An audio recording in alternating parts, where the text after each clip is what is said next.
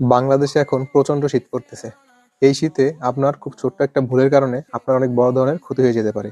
কিভাবে এই ক্ষতি থেকে নিজেকে রক্ষা করবেন? শরীর গরম রাখার জন্য মোটা মোটা জামাকাপড় পরতে হবে। একটা জামায় না হলে কয়েক লেয়ারে জামাকাপড় পরতে হবে। বিশেষ করে হাত মোজা, পা মোজা এবং কান টুপি ব্যবহার করতে হবে। শীতকালে আমি কান টুপি, হাত মোজা, পা মোজা সবই ব্যবহার করি। আপনি করেন কিনা কমেন্ট বক্সে জানান। রোগ প্রতিরোধ ক্ষমতা বাড়ানোর জন্য বেশি বেশি ভিটামিন সমৃদ্ধ খাবার খাবেন, বেশি বেশি শাকসবজি খাবেন। পানির পিপাসা না লাগলেও পর্যাপ্ত পরিমাণে পানি খেতে হবে। দরকার হলে গরম পানি খাবেন। গরম পানির সাথে মধু অথবা গরম পানির সাথে একটু লেবু মিশিয়ে খেতে পারেন।